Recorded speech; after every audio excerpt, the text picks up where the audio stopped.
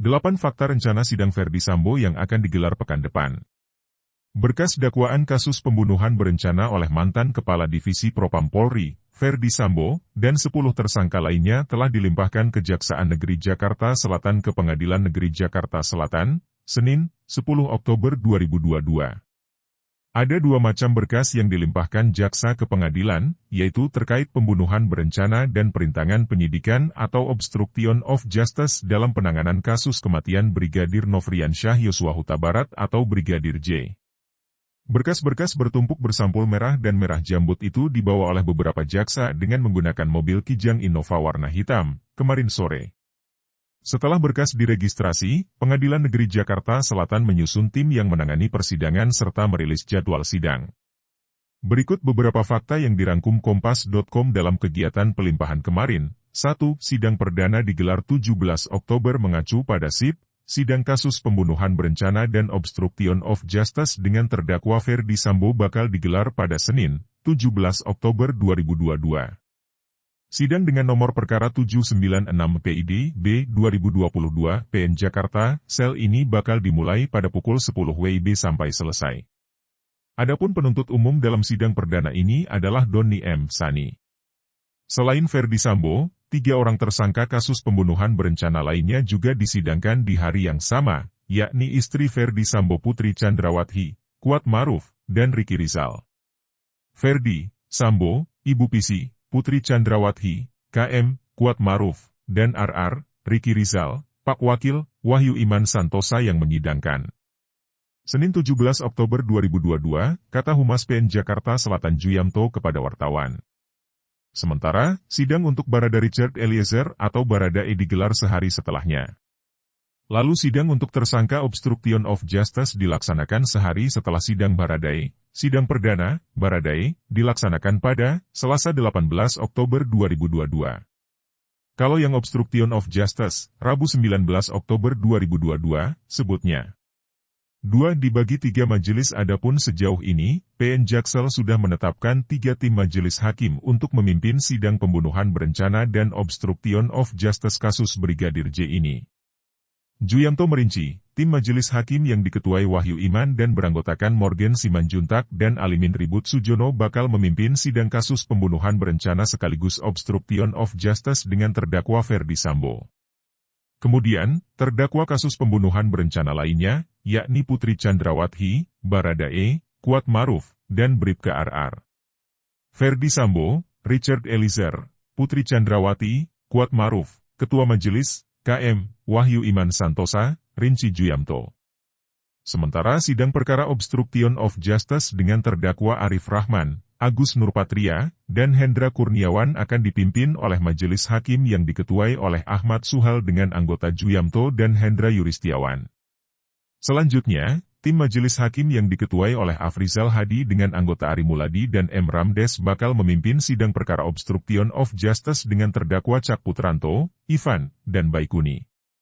3. Sidang terbuka di PN Jaksel. Sidang Ferdy Sambo dan 10 tersangka lainnya akan digelar terbuka secara umum di PN Jaksel. Bahkan, Ketua PN Jaksel, Saud Maruli Tua Pasaribu menyatakan, pihaknya akan menyiapkan monitor di sepanjang Selasar agar masyarakat bisa menonton. Sebab, ruang sidang di PN Jaksel punya kapasitas terbatas. Ruang sidang yang dipakai untuk kasus Ferdy Sambo dan kawan-kawan ini adalah ruang sidang utama, yakni ruang sidang Umar Seno Aji. Sidangnya terbuka untuk umum, Bapak Ibu. Nanti boleh diliput, kata Saud Maruli Tua Pasaribu di PN Jakarta Selatan, Senin.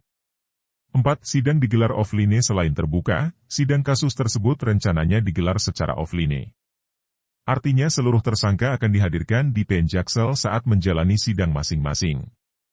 Berdasarkan keterangan Humas PN Jaksel, Juyamto, 10 tersangka tidak disidang pada hari yang sama. 4 tersangka kasus pembunuhan berencana bakal disidang di hari Senin, 17 Oktober 2022. 1 orang tersangka kasus pembunuhan berencana, yakni Baradae bakal menjalani sidang sehari setelahnya, yakni 18 Oktober 2022. Lalu, seluruh tersangka obstruction of justice akan disidang pada 19 Oktober 2022. Sidang obstruction of justice Ferdy Sambo dalam hal ini digelar bersamaan dengan sidang kasus pembunuhan berencana yang menjeratnya, yakni pada Senin, 17 Oktober 2022. Rencananya sidangnya offline, artinya dihadirkan di sini, tersangkanya. Nanti itu serahkan kepada majelis hakimnya apakah sidangnya disamakan, dibedakan, apa ruang tahanannya sama, ruangnya dipisahkan. Itu nanti sesuai kewenangan majelis hakimnya, ucap Saud. 5. Kerahkan 170 personel untuk keamanan. Polres Jakarta Selatan mengirim 170 personel untuk melakukan pengamanan selama persidangan berlangsung. Menurut Kapolres Jakarta Selatan, Kombes Ade Arisham, jumlah personel yang dikerahkan bisa saja bertambah sesuai dengan perkembangan situasi di lapangan. Masih berkembang, sampai hari ini setidaknya ada rencana pengamanan oleh 170 personel yang diturunkan. Nanti di-backup oleh Polda Metro Jaya, kata Ade di kesempatan yang sama. 6. Tidak ada hakim khusus PN Jaksel juga tidak menyiapkan hakim dengan kriteria khusus untuk kasus besar ini. Humas PN Jaksel, Haruno bilang, semua hakim profesional dan sudah berpengalaman membaca berkas menggunung seperti milik Ferdi Sambo CS, tidak ada kriteria, hakim adalah profesional semua. Sudah pengalaman sehingga apakah berkas itu harus dibaca semua atau tidak? Itu majelis hakim sudah profesional, bebernya. 7. Tak ada pengamanan khusus hakim sejauh ini, PN Jakarta Selatan juga belum meminta pengamanan khusus untuk hakim yang menangani perkara ini.